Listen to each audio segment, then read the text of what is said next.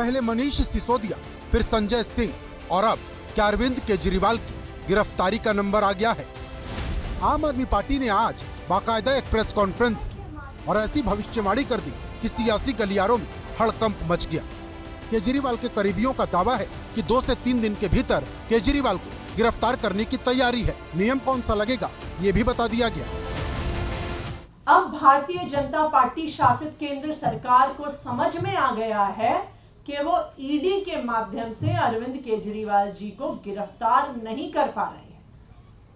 तो अब सीबीआई का नोटिस या तो आज या तो मंडे को अरविंद केजरीवाल जी को आएगा और उस नोटिस के बाद अरविंद केजरीवाल जी को गिरफ्तार कर लिया जाएगा सीबीआई के द्वारा। ईडी केजरीवाल को लगातार समन भेज रही है, लेकिन केजरीवाल आज तक पूछताछ में शामिल नहीं हुए। उल्टा ये कह दिया कि ये ईडी का समन सियासत से प्रेरित है। अब आम आदमी पार्टी के नेताओं ने दावा किया है कि वो कांग्रेस से गठबंधन कर रहे हैं। ये बात बीजेपी और केंद्र सरकार हजम नहीं कर पा रही। हमें लोग काफी दिनों से ये बात कह रहे थे कि आप जैसे ही कांग्रेस के साथ मल्टी स्टेट अलायंस करेंगे, अरविंद केजरीवाल जी को गिरफ्तार कर लिया जाए। ये 400 पार के लक्षण तो नहीं है। जो आदमी हार की कगार पे खड़ा होता है, ये उसके लक्षण होते हैं। आप अरविंद केजरीवाल जी को गिरफ्तार करना चाहें तो कर लें। अरविंद केजरीवाल और कांग्रेस का अलायंस इंडिया गठबंधन के अंदर होने जा रहा है। ये अलायंस रुकने वाला नहीं है। ऐसा पहली बार नहीं है जब आम आदमी पार्टी ने केजरीवाल को गिरफ्तार करने का दावा किया है। इससे पहले भी इस तरह की बातें हो चुकी हैं। सवाल है ऐसा क्यों किया जाता है। बीजेपी कह रही अपराधी कोई भी हो, एक न एक दिन जेल जाना ही पड़ेगा।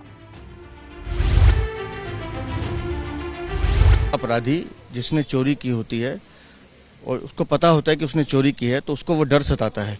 वही डर इन तीनों के चेहरे पर, अरविंद केजरीवाल के चेहरे पर दिखाई देता है। इस बात में कोई दो राय नहीं कि दिल्ली और हरियाणा में केजरीवाल कांग्रेस का गठबंधन बीजेपी की चुनौती बढ़ा देगा।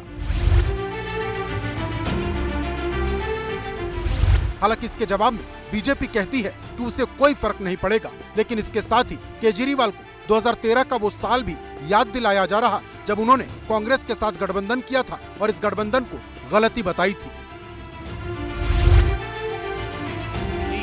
ये तो किसी दूसरे के खिलाफ मजबूत उम्मीदवार नहीं उतारते, क्योंकि सब एक दूसरे के भ्रष्टाचार को कवर करते हैं। जब वो सरकार टूटी, 2013 की बात कर रहा हूं, इन्होंने कहा गलती हो गई, अब कांग्रेस से कभी गठबंधन नहीं करेंगे।